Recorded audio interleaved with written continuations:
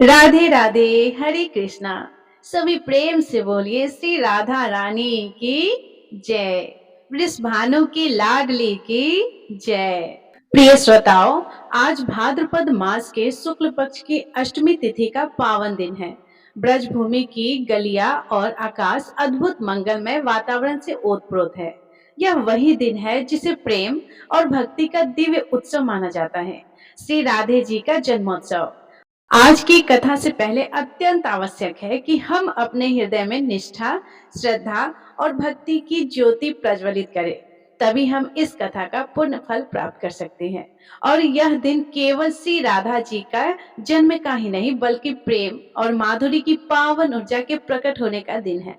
आइए हम सभी मिलकर अपने हृदय में यह भावना जागृत करें कि जैसे बरसाना वासियों ने नन्ही राधा रानी का स्वागत किया, उसी प्रकार हम भी अपने हृदय में उनके प्रति असीम प्रेम और समर्पण का वातावरण बनाएं। आज हम आपको श्री राधा अष्टमी की वह पवित्र कथा सुनाने जा रहे हैं जो इस दिन अवश्य सुननी चाहिए। इसे श्रद्धा और प्रसन्नचित मन से सुनने पर सभी मनोकामनाएं पूर्ण हो जाती है तथा पाप और संकट दूर हो जाते हैं। कहा गया है कि इस व्रत के फल स्वरूप मनुष्य को वही पुण्य मिलता है जो 1000 कन्याओं के विवाह से मिलता है, अर्थात 1000 कन्या दान करने के बराबर फल केवल एक बार राधा अष्टमी का व्रत करने से प्राप्त हो जाता है। यहाँ तक कि यदि कोई पापी मनुष्य भी यह व्रत भक्ति भाव से करता है तो वह भी अपने करोड़ों परिवारजनों सहित भगवान विष्णु के लोक में स्थान प्राप्त करता है।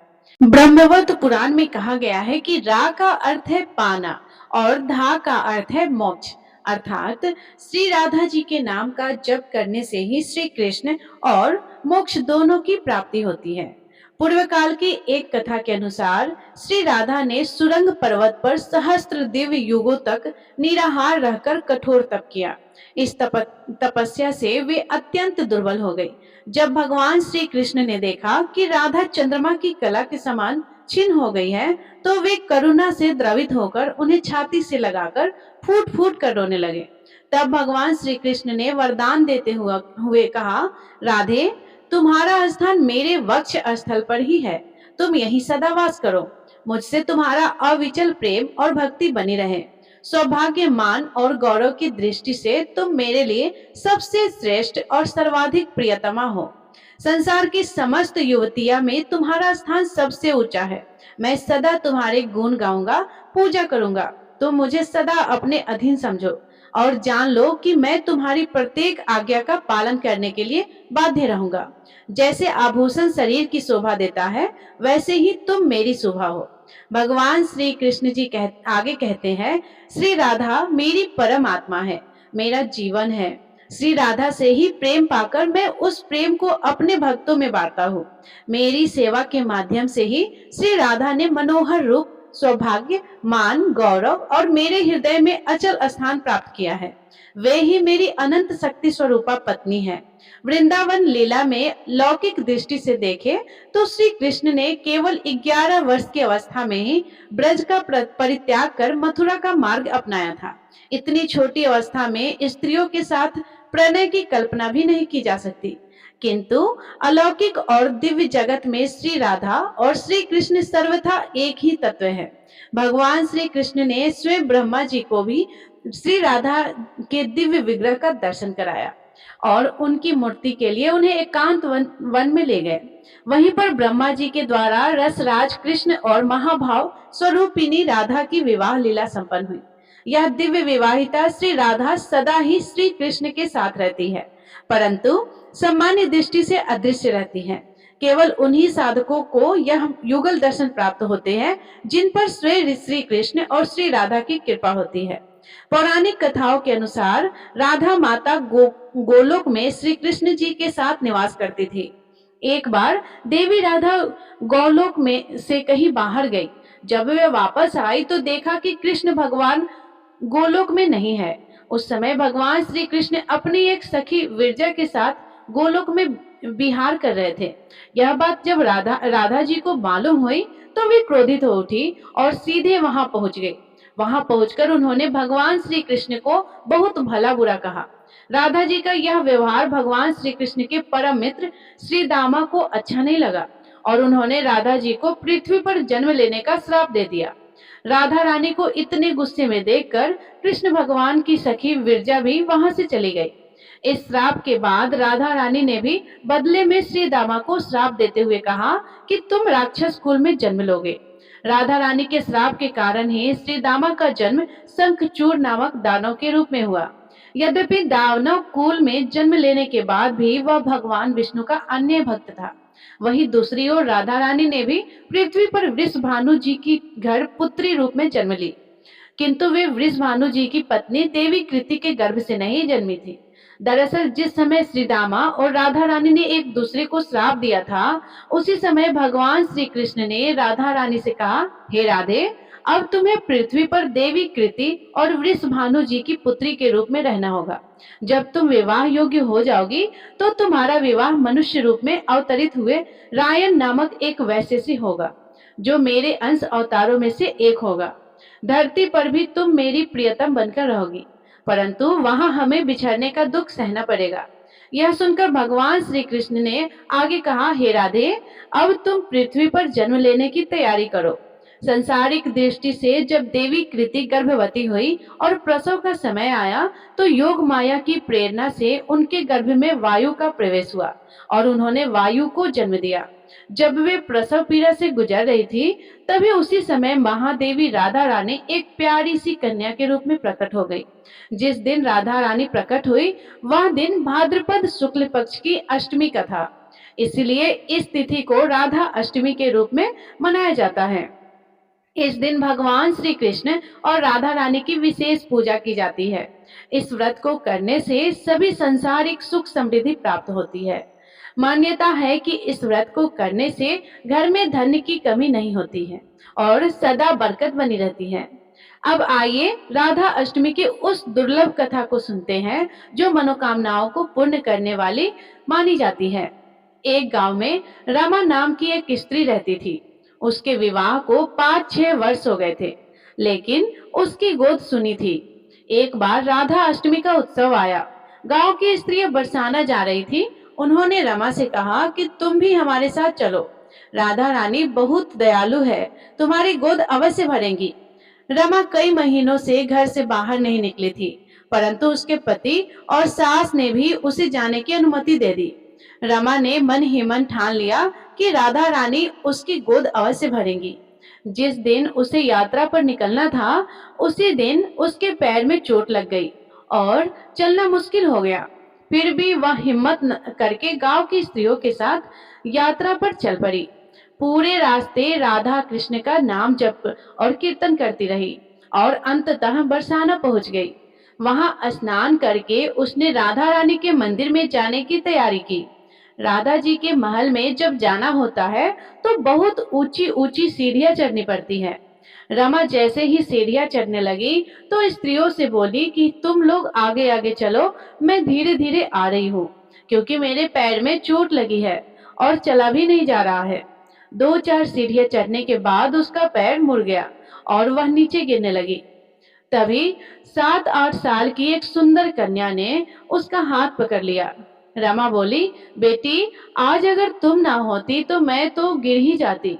वह कन्या मुस्कुराकर बोली, माता, मैं आपको ऐसे कैसे गिरने देती। तब रमा ने पूछा, बेटी, तुम्हारा नाम क्या है। कन्या बोली, लारो नाम है मेरा और यही पास ही में रहती हूँ। वे दोनों सीढ़ियां पर बैठ गई। लारो कहने लगी, माता, मेरे लिए क्या लाई हो। उसकी मासूम बातें सुनकर रमा के चेहरे पर मुस्कान आ गई। उसने कहा, बेटी, मैं कल तुम्हारे लिए अवश्य कुछ ना कुछ लेकर आऊंगी। बताओ तुम्हें क्या पसंद है।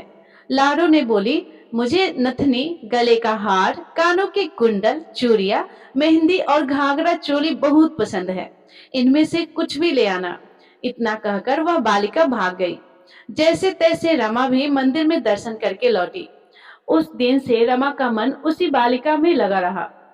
अगले दिन उसने बाजार से गले का हार और चूड़ियां खरीदी और उसी जगह जाकर लारो का इंतजार करने लगी। थोड़ी देर में वही कन्या आ गई। रमा ने जैसे ही चूड़ियां और हार उसे दिखाए तो लारो ने होठ फुलाते हुए कहा, बस इतनी सी ही चीज लाई हो और कुछ नहीं। रमा ने प्यार से समझाया, बेटी मैं 8 दिन यहीं रहूंगी और रोज तुम्हारे लिए कुछ न कुछ लाऊंगी। यह सुनते ही लारो उसकी गोद में बैठ गई और गले से लग गई। उस क्षण रमा की आंखें भर आई, मानो उसे अपनी संतान मिल गई हो। वह बड़े स्नेह से उसके सिर पर हाथ फेरती रही। फिर जैसे ही दिन बीते, रमा ने मंदिर से आकर लारो के लिए घाघरा चोली बनवाए। वह रोज कुछ न कुछ भेंट करती।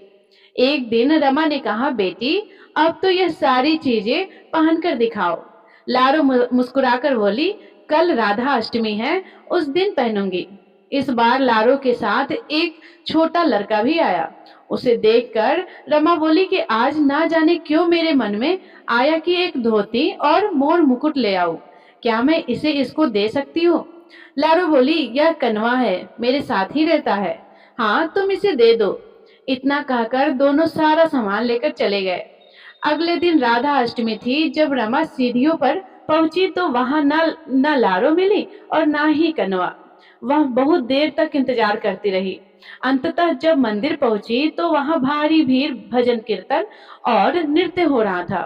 किसी तरह भीड़ को चीरते हुए वह आगे पहुंची और राधा जी तथा ठाकुर जी के दर्शन किए। लेकिन जैसे ही उसकी दृष्टि उन पर पड़ी तो वह पत्थर सी रह गई, क्योंकि राधा जी ने वही घाघरा चोली और गहने पहने थे जो उसने लारो को दिए थे, और ठाकुर जी ने वही धोती और मोर मुकुट धारण किए थे जो उसने कन्वा को दिए थे। उसकी आंखों से अश्रुधारा बहने लगी और सब कुछ स्पष्ट हो गया कि लारो वास्तव में राधा जी थी और कन्वा से स्वयं श्री कृष्ण जी थे, जो उसे मातृत्व सुख देने के लिए रोज मिलते थे।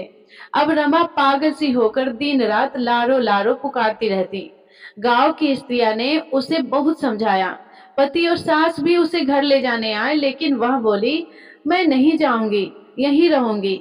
वह प्रतिदिन सीढ़ियों पर बैठकर आंसुओं से सीढ़ियां धोती और पलके बिछाकर उन्हें बुहारती। ऐसा करते करते 30 वर्ष बीत गए। एक दिन अचानक वही लारो उसके सामने प्रकट हुई। उसका हाथ पकड़कर ऊपर अट्टालिका में ले गई और मुस्कुराकर बोली, लो माँ, मैं आ गई, मैं ही हूँ तुम्हारी लारो। ऐसा कहकर लारो ने बाहें फैलाकर रमा को अपने पास बुलाया और गले से लगाया। उस दिन रमा ऐसी लिपटी कि अपने पार्थिव शरीर को छोड़ सदा के लिए अपनी लारो के पास चली गई। बोलिए श्री राधा रानी की जय, श्री राधा कृष्ण भगवान की जय, बोलिए श्री बरसाने वाली की जय। एक बार नारद मुनि ने पृथ्वी लोक पर राधा नाम की महिमा सुनी और यह भी सुना कि वे श्री कृष्ण की सबसे बड़ी भक्त है। नारद जी को लगता था कि वे स्वयं श्री हरि के सबसे बड़े भक्त हैं। अपने मन की शंका का निवारण करने के लिए वे श्री कृष्ण जी के पास पहुंचे। श्री कृष्ण तो अंतर्यामी थे। वे समझ गए कि नारद जी के मन में क्या चल रहा है। उन्होंने सोचा, नारद जी को राधा रानी के निस्वार्थ प्रेम का अनुभव कराना ही पड़ेगा। जब नारद जी आए तो श्री कृष्ण जी सिर पकड़ कर बैठे थे। नारद जी ने चिंतित होकर पूछा, प्रभु आपको क्या हुआ? श्री कृष्ण ने कहा, नारद जी मेरे सिर में बहुत भयंकर दर्द है। नारद जी ने पूछा, तो इसका निवारण कैसे होगा प्रभु? श्री कृष्ण जी ने कहा कि यदि कोई मेरा सच्चा भक्त अपने चरण धोकर उसका चरणामृत मुझे पिला दे, तभी मेरा यह दर्द दूर हो सकता है। नारद जी सोच में पड़ गए, मैं तो सच्चा भक्त हूँ, पर अपने चरणामृत पिलाने से मुझे नरक तुल्य पाप लगेगा। ऐसा पाप मैं कैसे सहूं? उन्होंने यह बात रुक्मिणी जी और अन्य रानियों से कही, पर किसी ने भी इस पाप को अपने सिर पर लेने का साहस न किया। अंततः नारद जी को राधा रानी की याद आई। उन्होंने जाकर सारा प्रसंग राधा जी को सुनाया। राधा रानी ने तुरंत अपने चरण धोकर जल नारद जी को दिया और कहा, जल्दी से ही श्री कृष्ण जी को पहुंचा दो। मैं जानती हूँ कि इसके लिए ही मुझे नरक तुल्य पाप मिलेगा, पर अपने प्रियतम श्री कृष्ण के दुख के निवारण के लिए मैं कोई भी पाप सहने को तैयार हूँ। नारद जी जब चरणामृत लेकर श्री कृष्ण के पास पहुंचे तो उन्होंने देखा कि श्री कृष्ण मंद मंद मुस्कुरा रहे हैं। तब नारद जी को समझ आया कि राधा रानी का प्रेम निस्वार्थ और सच्चा है। वास्तव में श्री कृष्ण ने यह लीला केवल नारद जी को यह अनुभव कराने के लिए रची थी कि राधा ही उनकी सबसे महान भक्त हैं। बोलिए श्री राधा कृष्ण भगवान की जय। अब आइए बरसाने की एक सच्ची कथा सुनाते हैं जो मनोकामना पूर्ति करने वाली मानी जाती है। बरसाना में जहाँ राजेश्वरी श्री राधा रानी का जन्म हुआ था, वहीं एक सेठ जी रहा करते थे। वे अत्यंत संपन्न थे। आलीशान मकान, भव्य दुकान, 3 बेटे और 3 बहुएं। सब कुछ होने के बावजूद उनके मन में हमेशा एक कमी खटकती रहती थी कि उनकी कोई पुत्री नहीं थी। उन्हें लगता था कि काश एक बेटी होती तो वे उससे अपने मन की सारी बातें साझा कर पाते। कुछ समय पहले ही उनकी पत्नी का देहांत हो गया था, जिससे उनका अकेलापन और बढ़ गया था। वे प्रतिदिन अपने घर के पास स्थित राधा रानी के मंदिर में दर्शन करने जाया करते थे। एक दिन मंदिर में एक संत पधारे। उन्होंने सेठ जी को उदास देखा और पूछा, बेटा तुम इतने दुखी क्यों हो? सेठ जी ने कहा, महाराज मेरी कोई बेटी नहीं है, यही मेरे दुख का कारण है। संत मुस्कुराए और बोले, जब जीवन में किसी चीज की कमी हो तो उसकी जगह भगवान को बिठा लेना चाहिए। जब तुम बरसाने में रहते हो तो क्यों न राधा रानी को ही अपनी बेटी मान लेते हो। संत की यह बात सेठ जी के हृदय में उतर गई। उसी दिन उन्होंने राधा रानी का एक बड़ा चित्र मंगवाया और उसे अपने कमरे में स्थापित कर लिया। अब उनका जीवन बदल गया। वे उठते बैठते सोते जागते राधा रानी को अपनी पुत्री मानकर उनसे बातें करने लगे। दुकान पर जाने से पहले वे उन्हें भोग लगाते, प्रसाद पाकर ही निकलते और लौटकर फिर उन्हें प्रणाम करते। धीरे धीरे उनकी भक्ति ऐसी बढ़ी कि वे हर समय राधे राधे का संकीर्तन करते और प्रसन्नचित रहते। एक दिन सेठ जी के घर में चूड़ी पहनाने वाली मणिहारिन आई।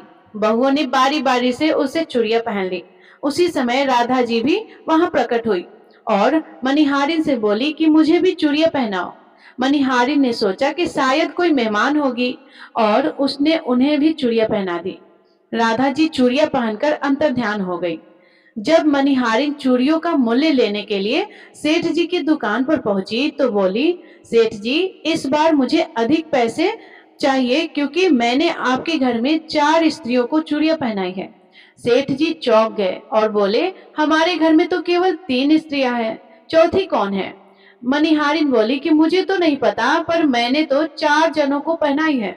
सेठ जी ने सोचा कि घर जाकर पूछेंगे और फिर पैसे देंगे। शाम को जब उन्होंने बहुओं से पूछा तो उन्होंने बताया कि केवल हम तीनों ने ही चूड़ियां पहनी थी। यह सुनकर सेठ जी ने बात को वहीं समाप्त कर दिया। रात में जब वे सोए तो स्वप्न में राधा रानी प्रकट हुई। उनकी आंखों में आंसू थे। वे बोली, पिताजी आज मेरा मन बहुत दुखी है।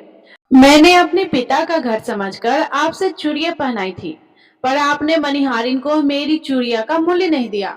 आपने मुझे अपनी बेटी तो माना पर मेरी उपेक्षा कर दी। यह सुनकर सेठ जी रोने लगे और बोले, बेटी मुझे क्षमा कर दो, मुझसे बड़ी बड़ी भूल हो गई है।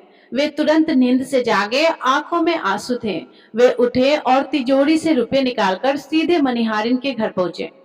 दरवाजा खटखटाया तो मणिहारिन ने चौंक कर दरवाजा खोला। सेठ जी ने आंसुओं भरी आंखों से कहा, बहन तुम्हारे जैसा भाग्यशाली कोई नहीं है। आज तुमने मेरी बेटी राधा जी को अपने हाथों से चूड़ियां पहनाई है। यह सुनकर मणिहारिन भी भाव विभोर हो गई और बोली, सेठ जी राधा रानी तो पूरे बरसाने की बिटिया है, उनकी चूड़ियों का मूल्य मैं कैसे ले सकती हूँ? पर सेठ जी नहीं माने। उन्होंने रुपयों से भरी थैली उसके घर में रख दी और सीधे राधा जी के मंदिर चले गए।